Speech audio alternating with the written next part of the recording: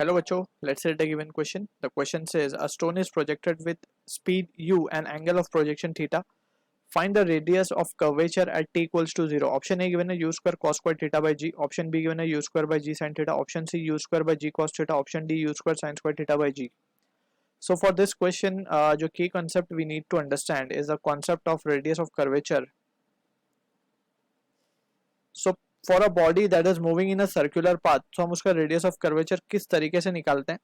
Basically radius of curvature अगर हम मान ले कि let's suppose this is a circular path, ठीक है, on which the body is moving. अब at particular instant वो इस point के ऊपर है, जो point को हम बोल रहे हैं A point, ठीक है.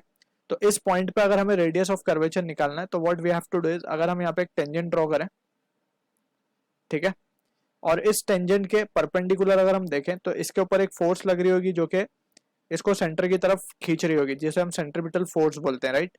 या फिर प्रिसाइजली अगर हम बोले तो सेंट्रीपिटल एक्सेलरेशन होगा जो नीचे की तरफ होगा, और यहाँ पे इसके बाद एक वेलोसिटी होगी इस तरीके से. तो अगर हम रेडियस ऑफ कर्वेचर निकालना चाहें तो हम क्या लिख सकते हैं, AC, that is centripetal acceleration को first of all we can write v square by r.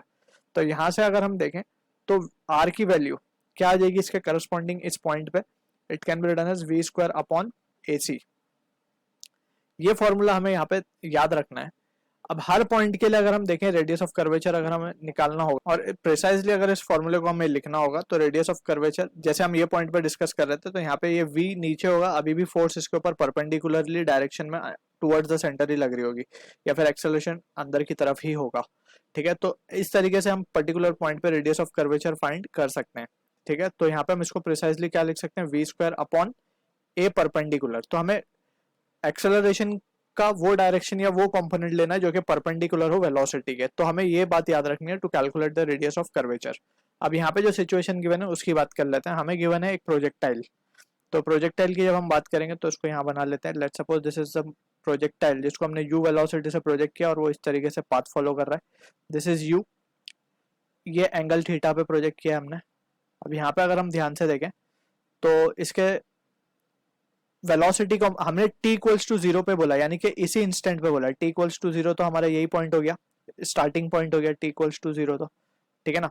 अब यहीं से हमें यही पॉइंट पे फाइंड करना है. अब हमारे पास वेलोसिटी तो है, हमें एक्सेलरेशन की बात करनी है. तो एक्सेलरेशन के लिए हमें पता है कि इसमें प्रोजेक्टाइल मोशन में जो acceleration for the case of projectile हमें पता है g is acting in the downward direction, लेकिन हमें g का वो कंपोनेंट चाहिए होगा जो कि u को परपेंडिकुलर हो, जैसे हमने डिस्कस किया for calculating the radius of curvature. तो अब हम क्या कर सकते हैं, हम एक यहाँ से थोड़ा सा कंस्ट्रक्शन देख सकते हैं इस तरीके से,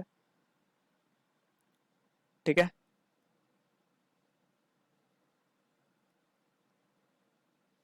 यहाँ पे अगर हम इसको देखें तो ये वाला कंपोनेंट हमें चाहिए होगा जो कि इसका होगा, किसका, जी का. ये एंगल थीटा है तो this angle will also be theta. Geometry से हम देख सकते हैं ये एंगल भी थीटा होगा. तो जी का ये कंपोनेंट कौन सा हो जाएगा, जी कॉस थीटा, और जी का ये कंपोनेंट कौन सा हो जाएगा, जी साइन थीटा, राइट. बट हमें तो सिर्फ वो कंपोनेंट से मतलब है जो कि वेलोसिटी के परपेंडिकुलर हो. तो यहाँ पे तो इस इंस्टेंट पे t इक्वल्स टू 0 पे वेलोसिटी है u, तो we can write radius of curvature r can be written as u square upon g cos theta, simple. तो this will be the answer for this question जो कि match होगा option C के साथ. So I hope you understood the solution. All the best.